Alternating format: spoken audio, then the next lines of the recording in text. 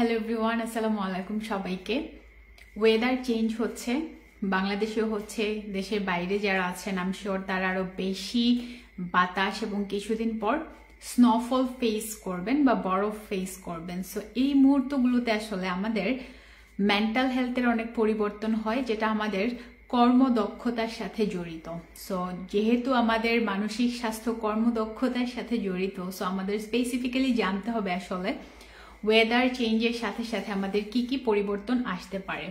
So এটাকে একটা disorder বলা হয়, যেটাকে শর্ট ফর্মে বলছে sad, that stands for SAD, that means seasonal affective disorders.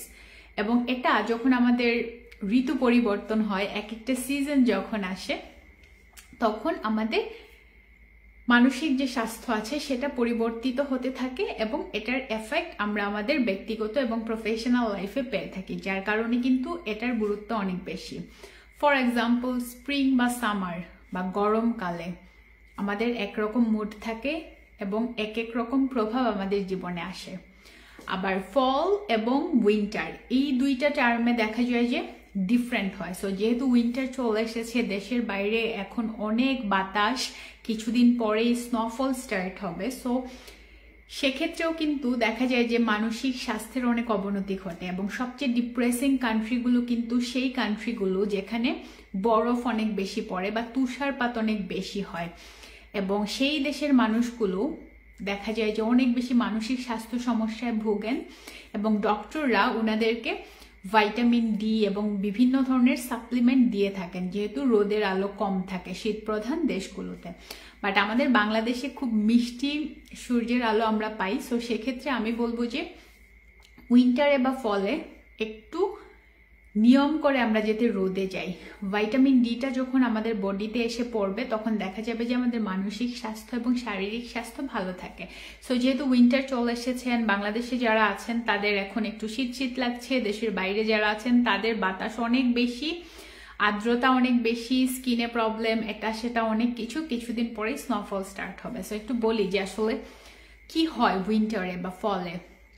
এই দুইটা টাইমে দেখা যায় প্রচুর পরিমাণে ঘুম আসে, কারণ এই টাইমে মেলাটোনিন বা ঘুমের যে হরমোন বা স্লিপ হরমোন আছে সেটা প্রোডাকশন অনেক বেশি হতে থাকে, প্রয়োজনীয় যতটুকু আছে তার চেয়ে বেশি হয়, অনেক বেশি ইনঅ্যাক্টিভ মনে হয়, নিজেকে কাজ করতে ইচ্ছা করে না, এবং কার্বোহাইড্রেটের ক্রেভিং অনেক বেড়ে যায় এবং মানুষ অনেক বেশি খেতে চান। As a result over eating হয়ে যায়, পরিমাণের তুলনায় অনেক বেশি খেয়ে ফেলেন, এন্ড এই কারণে দেখা যায় যে ওজন বেড়ে যায়। সো এটা হচ্ছে ফল এবং উইন্টার এরকম হয়। এটা ছাড়াও টায়ার্ড লাগে, উইক লাগে, কাজে মন আসে না, খুব বিষণ্ণ লাগে।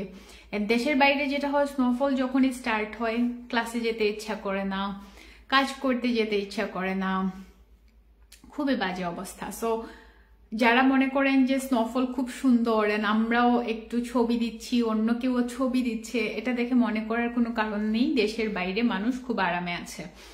হ্যাঁ, সিকিউরিটির কথা যদি বলেন, দ্যাটস অ্যানাদার ডিসকাশন, বাট আমি যদি নর্মালি বলি যে শীতের দিনে দেশের বাইরে কেমন, প্রচুর বরফ, মানে বরফ ঠেলে হেঁটে কাজে যাওয়া, ক্লাসে যাওয়া, ইটস ভেরি ডিফিকাল্ট, মানে কান্না চলে আসে টাইপের অবস্থা।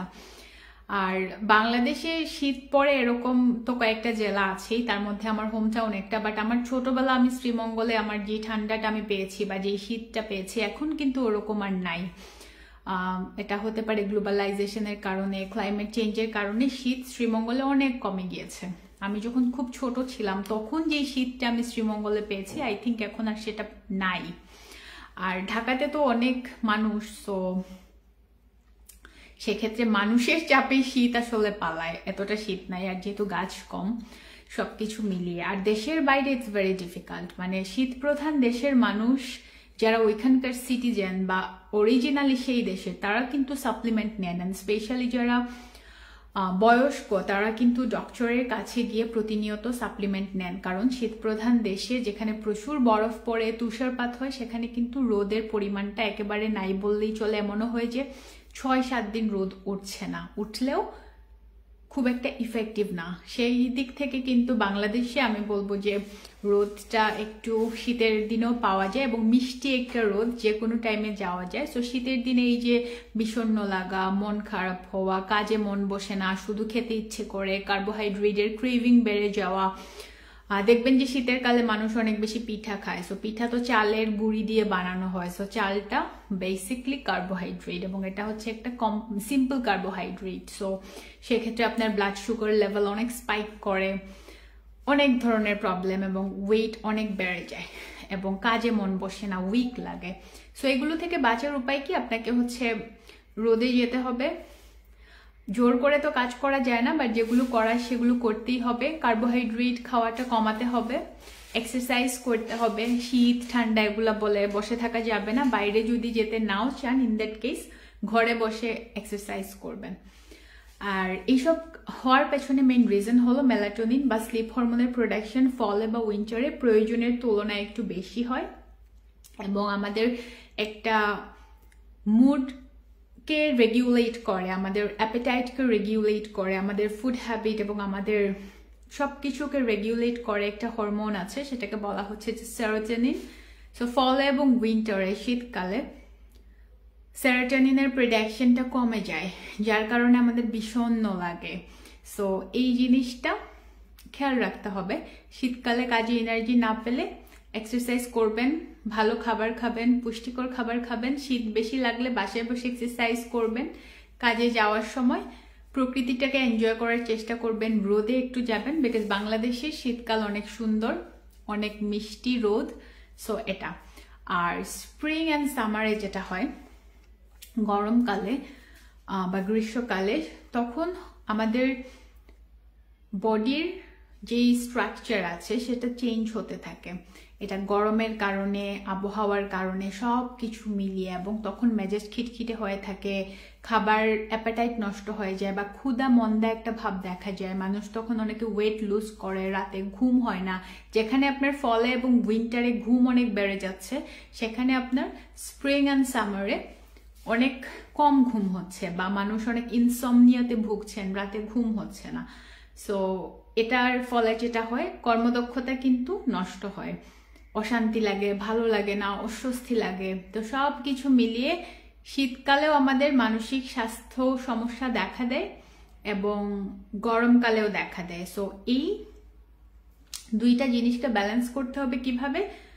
জীবনযাত্রায় পরিবর্তন এনে, যেটা আমি আমার প্রত্যেকটা ভিডিওতে রিপিটেডলি বলার চেষ্টা করি, যে স্বাস্থ্যকর জীবনযাত্রা এটা একদিনের জন্য না। আপনি দরকার হলে 6 মাস, 1 বছর টাইম নিয়ে হ্যাবিচুয়েটেড হবেন এবং কোনো একটা ভালো হ্যাবিট আপনি যদি চান যে সারা জীবনের জন্য আপনি সেটাকে অভ্যাসে পরিণত করবেন, এটা পসিবল না যে একদিনে অ্যাচিভ করা। সো আপনাকে এটা বারবার বারবার প্র্যাকটিস করতে হবে এবং আপনার মানসিক ওই সেট আপটা থাকতে হবে যেটা আমার জন্য গুড একটা হ্যাবিট, আমি যদি এটা করি আমার স্বাস্থ্যের জন্য ভালো হবে। যারা দেখবেন যে খুব রাতারাতি ওয়েট লুজ করতে চান, অনেক মানুষ আছেন খুব উল্টাপাল্টা ডায়েট করে ফেলেন, অ্যান্ড তখন ওনাদের স্বাস্থ্য সমস্যা শুরু হয়। ওজন কমে ঠিকই, আবার দ্রুত সময়ে ওজন গেইন করেন। But what if you start walking? যারা ওজন কমাতে চান, হাঁটার চেয়ে ভালো ওষুধ আর কিছুই হতে পারে না। ফুড হ্যাবিটগুলো পরে ঠিক করবেন, ঘুম পরে ঠিক করবেন। প্রতিদিন আপনি 1 ঘন্টা হাঁটেন, 1 ঘন্টার জায়গায় আপনি 2টা টাইম করে 2 ঘন্টা হাঁটেন, এটা পসিবল। কিন্তু এতে করে কি হবে? আপনার মানসিক স্বাস্থ্য ভালো থাকবে, আপনি ওয়েট তো লুজ করবেনই, আপনি ফিজিক্যালি অনেক ভালো ফিল করবেন।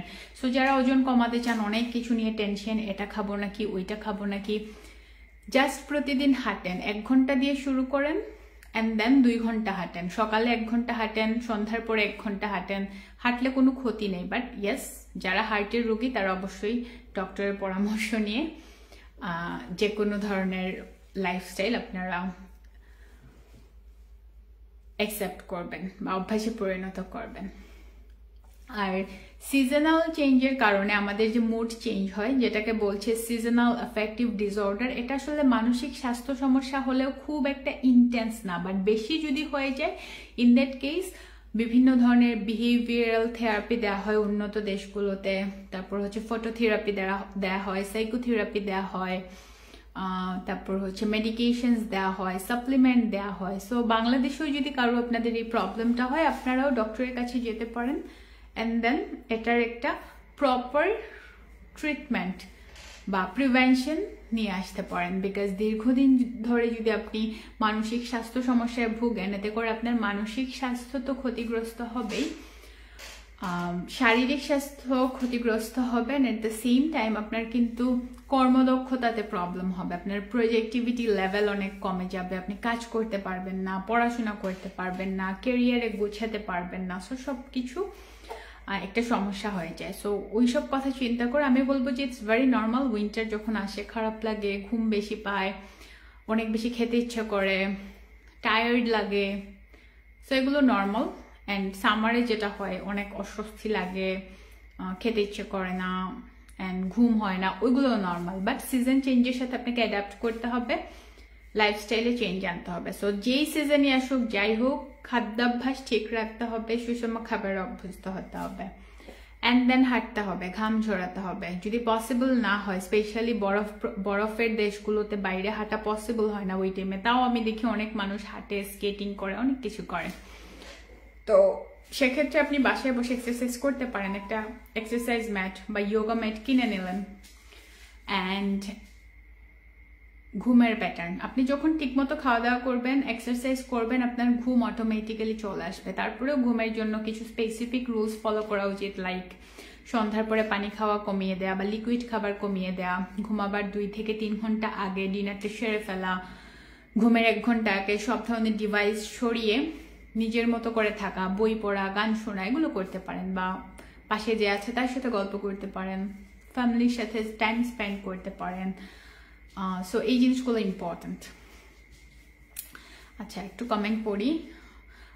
মায়াত লিখেছেন, নমস্কার আপু, আপনার শুভাকাঙ্ক্ষী। থ্যাংক ইউ সো মাচ ভাইয়া, ভালো থাকবেন যেখানেই আছেন। মাহবুব নূর লিখেছেন, কিতা খবর বালানি। ও আচ্ছা, উনি সিলেটি, হ্যাঁ ভালো। আচ্ছা, তারপর শুভ সরকার, উনি আমাকে একটা লাভ সাইন দেখিয়েছেন। So heart for you, all of you, for all of you. তারপর winter is always bad, Munjirul. I don't know why, but আমার উইন্টার অনেক ভালো লাগে, আমি এত বিরক্ত হই না, বাট উইন্টার আমার ভালো লাগে। বিকজ গরমের দিনে অশান্তি লাগে, বাইরে যাওয়া যায় না শান্তিতে, কাজে সমস্যা হয়, উইন্টারে আমি অনেক কাজ করতে পারি। মেডিসিন ছাড়া সুস্থ থাকার উপায় বইটিকে পাওয়া যাবে, উৎপল দে। আচ্ছা ভাইয়া, আপনি হচ্ছে আমার প্রত্যেকটা পোস্টের কমেন্ট বক্সে ক্যাপশনে লেখা থাকে বইটা কেমনে পারচেজ করতে হবে, সো এটা করে নেবেন, ঠিক আছে। সাব্বির ভুইয়ান লিখেছেন, WhatsApp now, I am doing fine, I am working on writing a research project proposal. So অনেক বেশি পড়াশোনা করতে হয়, অ্যান্ড দেন লিখতে হয়, টাইপ করতে হয়। That's how life is going on. How about you? হ্যাঁ, আমাদের লিখে জানাবেন। দেন হচ্ছে HM Manjurul, summer is always good. হ্যাঁ, অনেকের সামার ভালো লাগে। আমি দেখেছি যে দেশের বাইরে মানুষ সামার আসলে একদম পাগল হয়ে যায়, বাইরে বের হয়ে অনেক এনজয় করে, বাট আমার কাছে উইন্টার অনেক ভালো লাগে। আপু উইন্টার, এটা তানভীর আহমেদ, উইন্টার আসলে আমি বিষণ্ণতায় ভুগি, এটাই বাস্তব, এটা নর্মাল, এটার কোনো প্রিকশন নাই। আমি বলবো যেটা বললাম অলরেডি, যে রোদে যাওয়া, অ্যান্ড দেন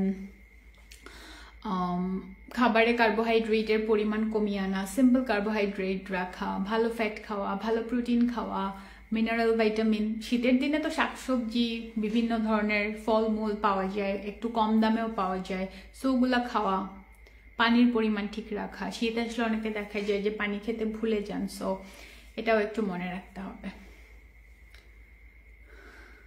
শুভ সরকার লিখেছেন, লাইফ টাইম যেন আপনার পাশে থাকতে পারি। Thank you for supporting me. আচ্ছা, বাবুল শেখ, উনি সালাম দিয়েছেন, ওয়ালাইকুম আসসালাম। উনি জিজ্ঞেস করেছেন, প্রিয় আপু কেমন আছেন? আলহামদুলিল্লাহ ভালো আছি, আপনি কেমন আছেন? মেহেদি হাসান কিরণ, কিভাবে যোগাযোগ করব আপনার সাথে? ও আচ্ছা, আমাদের একটা হোয়াটসঅ্যাপ নাম্বার পেজে দেওয়া আছে, so you can book an online appointment. আমাদের টিম রেসপন্ড করবে, তখন আপনি বলতে পারেন যে আপনার কোন টাইম হলে বেটার হয়, then you can talk to me directly. আচ্ছা, এমডি ইমরান লিখেছেন, আপনার বলার ভঙ্গি অসাধারণ। Oh thank you so much. Actually I think beauty lies in the eye of beholders, because there are so many people out there যারা আমার কথা বলা নিয়ে অনেক কমেন্ট করে, যে বলে আমি নাকি কথা বলার সময় অনেক ইংলিশ ওয়ার্ড ইউজ করি। With due respect to everyone, because we are the only nation, আমরা 1952-তে ভাষা আন্দোলনে অনেক মানুষ জীবন দিয়েছেন জাস্ট বিকজ আমাদের উপর একটা অন্য ভাষা ইম্পোজ করে দেওয়া হয়েছিল। এরপরে আমরা অনেক ইফেক্ট দেখেছি এটার, নট অনলি 1952-তে, এরপরেও বিভিন্ন সময় আমরা দেখেছি যে আমরা আমাদের ভাষা সংস্কৃতি এটার ব্যাপারে কতটা রেসপেক্টফুল। সো ওই জায়গা থেকে অনেক মানুষ হয়তো এক্সপেক্ট করেন যে আমি প্রপার বাংলায় বলবো, but the fact, the true fact is that আমি হেলথ সায়েন্সে পড়াশোনা করেছি এবং স্বাভাবিকভাবে ওগুলো ইংলিশ মিডিয়াম অফ ইনস্ট্রাকশনস ছিল সবগুলো, অ্যান্ড দেন কাজের প্যাটার্ন সব কিছু মিলিয়ে আমার মনে হয় যে আমি শুধুমাত্র ফেসবুকে আমার বাংলা লেখা হয়, এবং অনেক বছর ধরে আমি জানি না আমি লাস্ট কবে কোনো অফিসিয়াল পারপাসে আমি বাংলা লিখেছি বা লিখতে হয়।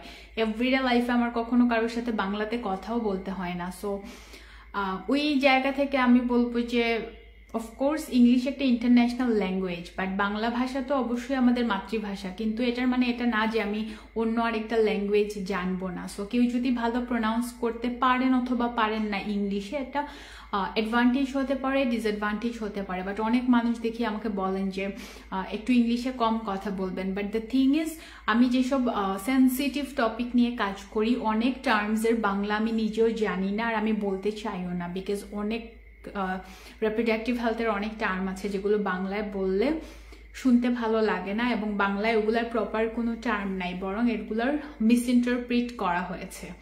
সো এটা একটা ব্যাপার। তো অনেকেই বলেন যে আমার কথা বলার, যেমন একজন কমেন্ট করেছেন যে কথা বলার ভঙ্গি অসাধারণ। সো এটাই বললাম যে যে মানুষটা পজিটিভ সে অন্য মানুষের মধ্যে পজিটিভিটি দেখা, বাট দেন এগেন অনেক মানুষ আমাকে অনেক বাজে ভাষায় অ্যাটাক করেন যে আমি নাকি কিভাবে কথা বলি। অ্যান্ড আই রিমেম্বার আমি তো এখন অনেক কথা বলার প্যাটার্ন বা অনেক কিছু অনেক চেঞ্জ হয়েছে ওভার দ্য টাইম, বাট আমি বলবো যে আমি যেটা করি আমি অরিজিনালি এরকমই। সো আমার এখানে ফ্যাব্রিকেটেড কিছু নাই।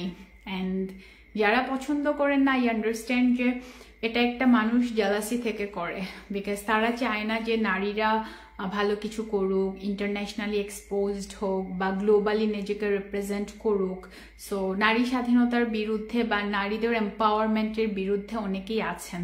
সো ওইটা তাদের দেখার দৃষ্টিভঙ্গি, মেবি তারা তাদের পরিবারে ওরকম কাউকে দেখেননি বা তারা ওইটাতে বিলিভ করেন না, তারা হয়তো তাদের বোনকে ওই জায়গাতে সাপোর্ট করবেন না, তাদের ওয়াইফকে হয়তো ওই জায়গায় সাপোর্ট করবেন না। সো তারা যখন দেখেন কেউ গ্লোবালি কাজ করছে, একটা ফরেন ল্যাঙ্গুয়েজে কথা বলছে, তখন তাদের এটা পছন্দ হয় না। তো তারা মনে করেন সে হয়তো খুব স্টাইল করে কথা বলছে, বাট ইটস কমপ্লিটলি ফলস একটা এজাম্পশন। সো আমি এগুলো নিয়ে আসলে তেমন একটা ভাবি না। বাট আজকে এই ভাইয়াটার কমেন্টে মনে হলো যে আসলে পজিটিভিটি এমন একটা জিনিস, আপনি যদি পজিটিভ হন সবাইকে আপনার ভালো লাগবে, আপনি যদি নেগেটিভ হন ভালো জিনিসও ভালো লাগবে না। আর সবচেয়ে বড় কথা, আমাদের সোশ্যাল মিডিয়াতে ফলো আনফলো একটা অপশন আছে। আপনার যদি কারো কথা ভালো না লাগে, ignore them, unfollow them, but comment বক্সে এসে কমেন্ট করা এটা কিন্তু খুবই পারিবারিক শিক্ষারও একটা বহিঃপ্রকাশ। বিকজ একটা মানুষের পারিবারিক শিক্ষা যদি ভালো হয় বা প্রপার একটা ফ্যামিলি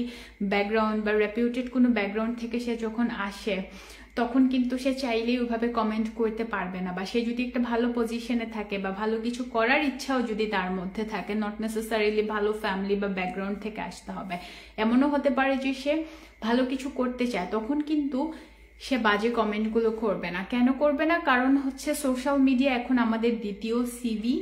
সোশ্যাল মিডিয়া দেখে বোঝা যায় আপনি কি রকম, আপনি কি ধরনের পোস্ট শেয়ার করছেন, কি নিয়ে কথা বলছেন, কি কমেন্ট করছেন। সো যারা এই ধরনের কমেন্ট করেন তারা জব পাবেন না, দ্যাটস ফর শিওর। সো আমার এখানে কিছু বলার নেই, তাদের জন্য বেস্ট উইশেস। যারা নেতিবাচক কমেন্ট করে আরাম পান মেয়েদের পোস্টে এসে, বিকজ এটা অনেক কারেজিয়াস একটা ব্যাপার যে একজন নারীর পোস্টে এসে পাবলিকলি বাজে কমেন্ট করে যাওয়া।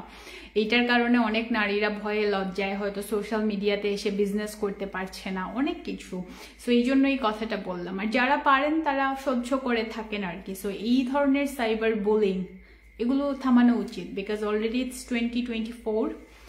গ্লোবালাইজেশনের এই টাইমে আসলে এখন আর নিজেকে কোনো একটা গণ্ডিতে আটকে রাখার কোনো সুযোগ নাই। সবার নিজেকে আসলে গ্লোবাল সিটিজেন হিসেবে প্রমোট করা উচিত, নিজের দেশের হিস্ট্রি জানা উচিত, এমন কোনো কিছু সাপোর্ট করা উচিত না যেটা আমাদের হিস্ট্রির এগেনস্টে চলে যায়।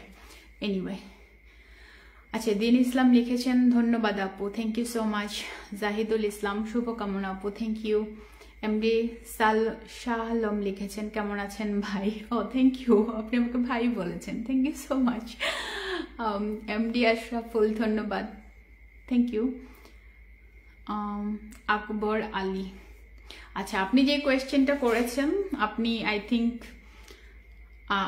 আমি এটা নিয়ে কমেন্ট করব না, আপনি আপনার সোর্স অফ ইনফরমেশন যা আছে সেখান থেকে কালেক্ট করে নেবেন। আই থিঙ্ক অনেক জায়গাতে আপনি অনেক কিছু পাবেন না, but you have to use your intention.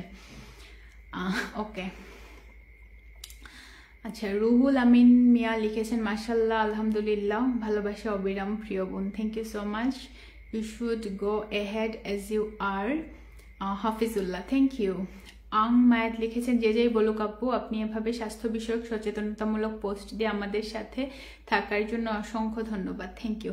দেখুন, কন্টেন্ট ক্রিয়েশনটা আমার প্রফেশন না, আমি এটা হার্ট থেকে করি। আমি যখন আমার ফলোয়ার মাত্র 3000 ছিল তখন আমি রেগুলার পোস্ট করতাম, রেগুলার, এন্ড তখন আমার পোস্টে হয়তো 100 লাইক পড়তো না, আমার হোম টাউনের মানুষ জাস্ট আমার পেজে ছিল। সো তখন আমি পোস্ট করেছি, আমার ওই ফলোয়ার যেটা সেটা আমার এগুলা দিয়ে কিছু আসে যায় না, বিকজ আমি অনেক পরিশ্রম করি, আমার পড়াশোনাতে আমি অনেক পরিশ্রম করেছি, আমি যে সাবজেক্টগুলোতে পড়েছি ওগুলো অনেক কঠিন সাবজেক্ট। সো আমার মনে হয় না যে আমি কোনোদিনও কন্টেন্ট ক্রিয়েশনটাকে প্রফেশনালি নেওয়ার সুযোগ আমার আছে, ফর গডস সেক। আর আপনারা যারা অনেকদিন ধরে আমাকে ফলো করেন আপনারা খেয়াল করে দেখবেন যে আমি কোনো ধরনের প্রোডাক্ট প্রমোশন করি না, এবং করি না দেখে গালি খাই, বিকজ আমি যখন প্রোডাক্ট প্রমোশন করি না তখন আমি আপনাদেরকে এসে বলছি যে বাজারে উল্টাপাল্টা জিনিস মেশানো, মেডিসিন মেশানো হানি নাটস খাবেন না, ওজন কমানোর এটা সেটা খাবেন না, ওজন বাড়ানোর স্মুদি খাবেন না, মিল্কশেক খাবেন না, কিটো কফি খাবেন না। সো এগুলো যখন বলছি আমি তো বুঝেই বলি, বিকজ আমার ইনবক্সে অনেক টেক্সট আসে, আপু এটার প্রমোশন করে দেন, ওইটার প্রমোশন করে দেন। সো এত কষ্ট করে পড়াশোনা করে দিন এত খারাপ আসেনি যেসব ফালতু প্রোডাক্টস যেগুলো মানুষের ক্ষতি হয় সেগুলোর প্রমোশন করার। এবং আমি কন্টিনিউয়াসলি লাস্ট 3 ইয়ার্স অনেক কন্টেন্ট বানিয়েছি, বাট আপনারা কেউ আমাকে দেখাতেই পারবেন না যে আমি কোথাও প্রোডাক্ট প্রমোশন করেছি যেটাতে মানুষের ক্ষতি হয়েছে। বাট আপনি আদার্স যারা আছে আপনারা একটু চোখ কান খোলা রাখলেই দেখবেন যে প্রত্যেকটা আইডিতে কিছুদিন পর পর কিটো কফি, ওই কফি, সেই কফি, ওজন কমানোর এটা, ওজন বাড়ানোর ওইটা। আমি এগুলো করি না, বিকজ অল্প টাকার জন্য বা সাময়িকভাবে লাভবান হওয়ার জন্য এতগুলা মানুষের হেলথ নিয়ে আমি খেলতে পারি না। সো এটা আমার এথিক্যাল পয়েন্ট অফ ভিউ। কেউ যদি এথিক্যাল না হয়, আর বেশিরভাগ যারা এইসব প্রোডাক্ট প্রমোশন করে তারা কিন্তু কেউ হেলথ সায়েন্স ব্যাকগ্রাউন্ডের না। সো আমি হেলথ সায়েন্স পড়াশোনা করেছি, কাজ করছি, সো আমি এই ধরনের প্রোডাক্ট প্রমোট কখনো করি না। So thank you so much. আর আমি আমার জায়গায় রাইট। ফর এক্সাম্পল, আপনি যদি আপনার কাজে অনেস্ট থাকেন, এথিক্যাল থাকেন, তখন মানুষ যতই যাই করুক না কেন, আই ডোন্ট থিঙ্ক দ্যাট মানুষ আপনাকে আটকাতে পারবে। বাট আমাদের বাংলাদেশে যে সমস্যা, মানুষ বেশিরভাগই অনেক কিছু জানেন না, আর জানেন না দেখে সোশ্যাল মিডিয়াতে যাই দেখেন ফ্যাক্ট চেক না করে বিলিভ করেন। সো আমাকে তো বাজে কমেন্ট না করে বাজে কমেন্ট আপনাদের তাদের পোস্টে করা উচিত যারা এইসব প্রোডাক্টের প্রমোশন করে, যারা আপনাদেরকে এসে বলে যে 15 দিনে ওজন কমাবেন, 20 দিনে এটা করবেন, 30 দিনে আপনার ওজন অনেক কমে যাবে, এটা তাদেরকে বলা উচিত। সো আমি এই ধরনের প্রোডাক্ট প্রমোট করি নাই দেখে আমি অনেক প্রবলেম ফেস করেছি। বাট দিন শেষে আমার কাছে মনে হয় যে কন্টেন্ট ক্রিয়েশন কখনোই আমার প্রফেশন না, এটা আমি আমার হার্ট থেকে করি, বিকজ আমি জানি অনেক মানুষের উপকার হয়। আর আমি এখানে খুবই ন্যাচারাল কথাবার্তা বলি যেটা হেলথ সায়েন্স পারমিট করে। সো ইভেন আমি অনেক ক্ষেত্রে বলি, বা বেশিরভাগ ক্ষেত্রে বলি যে মেডিসিনও খাবেন না, because I studied pharmacy, I M A pharmacist, but I know যে মেডিসিনটা আসলে সব জায়গায় দরকার না, বাট বাংলাদেশের মানুষ মুড়ির মতো মেডিসিন খায়। সো সব কিছু চিন্তা করে আমার কাছে মনে হয়েছে যে আমি কন্টেন্ট ক্রিয়েশনটা করি জাস্ট সচেতনতা ক্রিয়েট করা। আমার কথা শুনে যদি একটা মানুষের উপকার হয়, ইটস মোর দেন ইনাফ। আমি এত ফলোয়ার যেটা সেটা এগুলো আমি কেয়ার করি না। আপনারা খেয়াল করে দেখবেন আমি কিন্তু র্যান্ডমলি পোস্ট করতে থাকি, আমি এত টাইমিংও খেয়াল করি না যে কোন টাইমে দিলে পোস্টের রিচ বেশি হবে, আমি এসব খেয়াল করি না। সো যখনই আমি টাইম বের করতে পারি, আর আমি সারাদিন হেলথ সায়েন্সের স্টাডি নিয়েই থাকি, সো আমার জন্য এইসব কন্টেন্ট বানানো খুব একটা কঠিন কিছু না, এটলিস্ট পড়াশোনার চেয়ে কঠিন কিছু না। অ্যান্ড পড়াশোনা করতেও তো অনেক হার্ডওয়ার্ক করতে হয়। সো সব কিছু মিলিয়ে it's fine for me. But কেউ যদি মনে করেন যে নেতিবাচক কমেন্ট করবেন। সো এটা তাদের যার যার ব্যক্তিগত রুচির ব্যাপার। আর নারীদেরকে অ্যাটাক করা এটা খুব ইজি হয়ে গিয়েছে এখন, বিকজ তারা মনে করেন যে আমরা ভদ্রতা দেখাই বা কোনো কিছু বলি না, এটার মানে হচ্ছে মেবি আমরা উইক এটা। বাট টু বি অনেস্ট, পড়াশোনা করা বা একটা ভালো পজিশনে যাওয়া এটা to some extent, not only পড়াশোনা, আমি বলবো ভদ্র হওয়া বা সভ্য হওয়া এটা টু সাম এক্সটেন্ট একটা অভিশাপ টাইপের, বিকজ আশেপাশের মানুষগুলো অনেক পিঞ্চ করতে থাকে। এনিওয়ে, সবাইকে অনেক অনেক থ্যাঙ্কস, অ্যান্ড সবাই আমাকে জানাবেন কে কোন জায়গা থেকে আমার সাথে যুক্ত হয়েছেন, এতক্ষণ ছিলেন, এবং আপনার এরিয়ার নাম কি, এবং সেই এরিয়াতে শীত কেমন পড়েছে, এবং শীতের খাবার কি আসলে আপনার এরিয়াতে থাকে না, এক এক এরিয়াতে শীতের এক এক রকমের খাবার থাকে। সো সবাই ভালো থাকবেন, আল্লাহ হাফেজ, আসসালামু আলাইকুম সবাইকে, and I will see you in the next video. আল্লাহ হাফেজ, বাই বাই।